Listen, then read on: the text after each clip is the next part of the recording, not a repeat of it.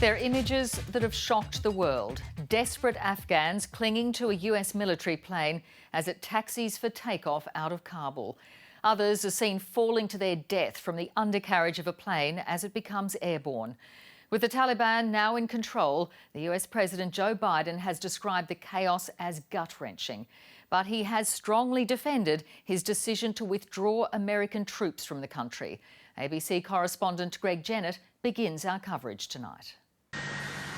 The charge of Kabul's Forsaken was a breathless chanting statement that America had no right to leave them in its military flight to freedom.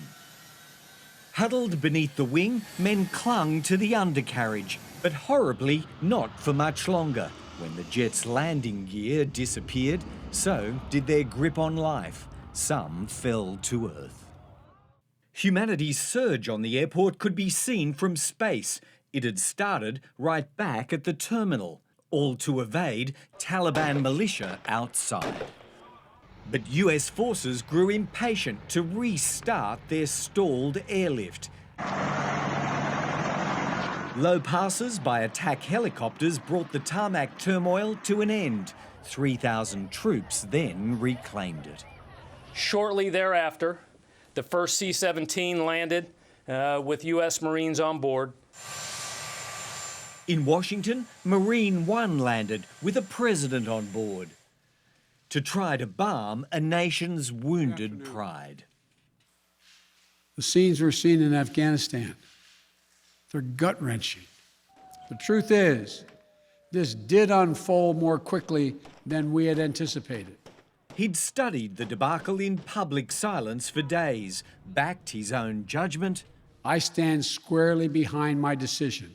And outlined the Biden doctrine that US military force is best used to help those prepared to help themselves.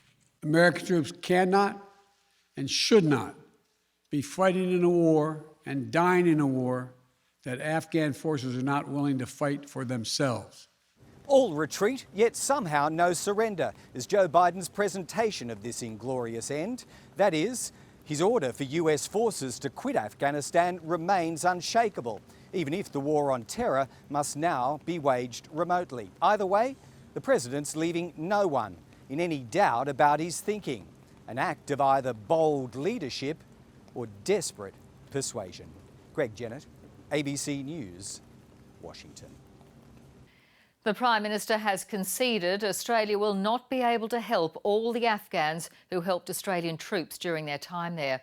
Around 600 Australians will be evacuated, but the rescue mission has come too late for some of the Afghans who risked their lives to help coalition forces and are now in serious peril. Political editor Andrew Probyn reports. Sarge Reid, Kabul. Australian troops are again on their way to the Middle East. If their mission is a success, hundreds of people trapped in the Kabul chaos will be rescued. But the Prime Minister's already warning of possible failure. I want to talk openly to veterans that despite our best efforts, I know that support won't reach all that it should.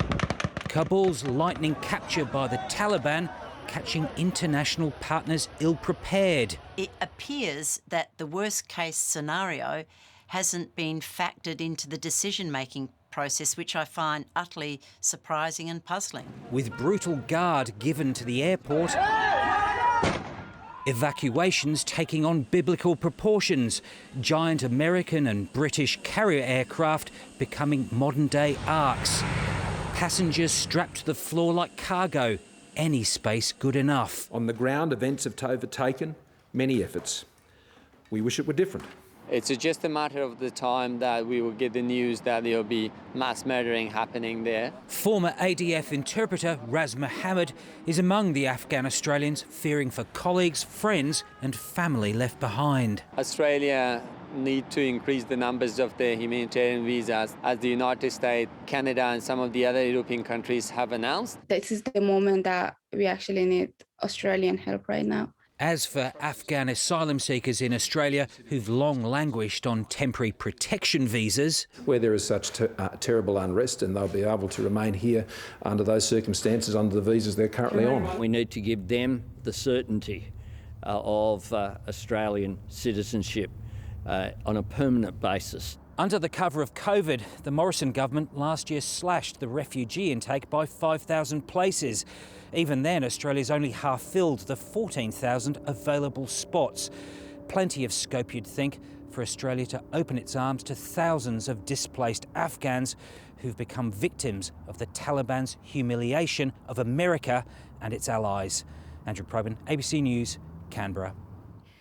The Taliban says it's changed over the past 20 years, promising that Afghan civilians have nothing to fear and that women's rights under Islam will be respected. But if the pleas of terrified Afghans are any indication, not too many believe them. Women and girls in particular are dreading what lies ahead. South Asia correspondent James Oaten reports. With Taliban men now firmly in power in Afghanistan, many of the country's women are desperately looking for sanctuary abroad. Only a few have been successful. I can't believe the world abandoned Afghanistan. Our friends are going to get killed. They're going to kill us.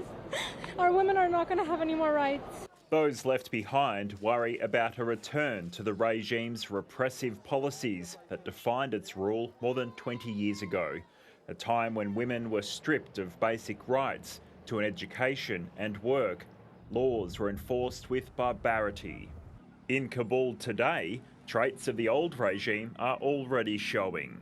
I'm afraid of these things.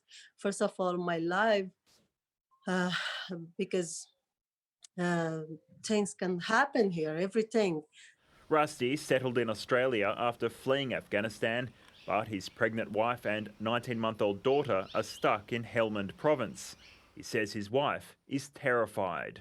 They're saying that Taliban is looking for young girls and women that they don't have, they are not married or their husband is not home, they are away. They could get forced married. 2 years ago, Rusty applied for his family to join him in Brisbane. That application is still being processed. I'm asking the immigration to process faster. So many of my young girls crying to take me out of Afghanistan. Mahbooba Rowi runs an aid organisation that supports education for girls in Afghanistan. Her staff are now just trying to keep those girls fed and safe. I am talking with authorities and I'm trying to bring some of these young girls for the safety.